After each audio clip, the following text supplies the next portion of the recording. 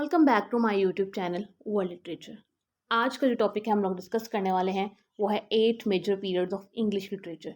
जब भी हम लोग हिस्ट्री ऑफ इंग्लिश लिटरेचर को पढ़ते हैं तो हमारे पास एक ब्रॉड किस्म बहुत एक्सप्लेन चीज़ें आ जाती हैं। तो आज हम सिर्फ रैंडम उनके 8 पीरियड देखेंगे, कौन सा पीरियड कहाँ तक है और उसमें कैसा लिटरेचर जो है वो लिखा जा रहा था। कि 5 मिनट्स हिस्ट्री जो है वो आज हम लोग डिस्कस करने वाले हैं।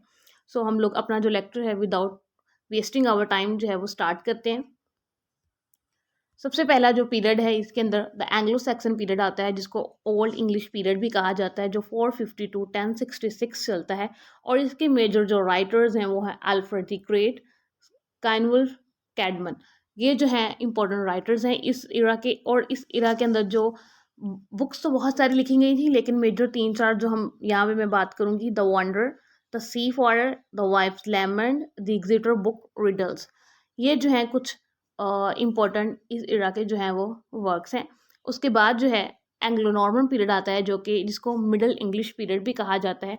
और इसी में 14th सेंचुरी भी कवर होती है, तो फिर इसको एज ऑफ चौसर भी फिर कहा जाता है। मिडल इंग्लिश पीरियड के बाद में ही जो जब चौसर आते हैं, चौसर को फादर ऑफ इंग्लिश लिटरेचर कहते हैं। और जो साथ ही साथ इसके बाद रेनेसांस आ रहा था, तो उसके हवाले से भी जो है मॉर्निंग स्टार कहा जाता है चौसर को।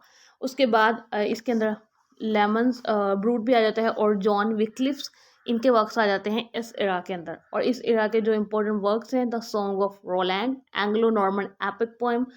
इस इलाके में जो लिटरेचर लिखा जा रहा था उसमें हीरोइक थीम्स थे, उसके साथ साथ डिपिक्शन ऑफ बैटल्स बहुत ज़्यादा थी, और जो टोन थी वो लाइटर होती थी। और ओवरऑल अगर टोन की बात करें तो जो ओवरऑल स्टोरी बनती थी वो फिर रोमांटिक जो है वो एलिमेंट्स लिए होती थी। अगर कोई सीरियस इशू भी है तो ओवरऑल जिसकी टोन है वो रोमांटिक ही होती थी इस पीरियड के अंदर, जो मिडल इंग्लिश पीरियड के अंदर जो लिटरेचर लिखा जा रहा था।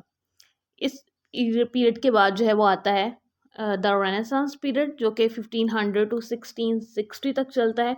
इसमें रेनेसांस जो पीरियड है ये रीबर्थ, रीडिस्कवरी, ह्यूमनिज्म, रिफॉर्मेशन का इरा है।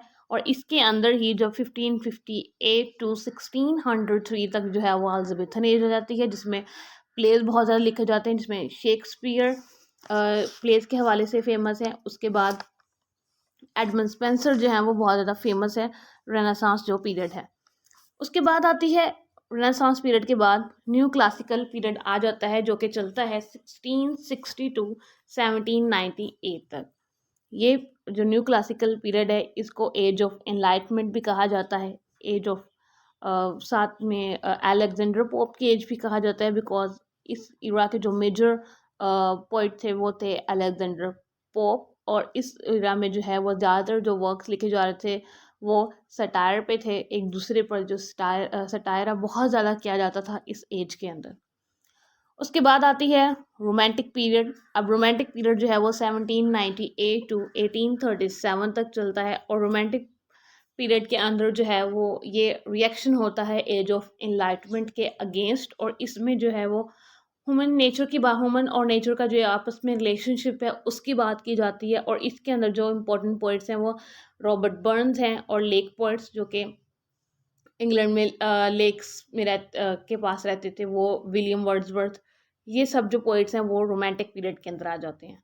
इसके बाद विक्टोरियन एज आती है, जो कि है 837 टू 1901 तक इनका एरा चलता है। और इस एरा के अंदर नॉवेल्स ज़्यादा लिखे जाते हैं। इनके ज़्यादातर जो हर एज जो है वो अपने जॉनरा के हवाले से स्पेसिफिक है, इसीलिए विक्टोरियन पीरियड के अंदर नॉवल ज़्यादा थे। इसमें चार्ल्स डिकन्स आ जाते हैं, और भी बहुत सारे नॉवलिस्ट हैं जिन्होंने अपने नॉवेल्स जो हैं वो लिखे हैं।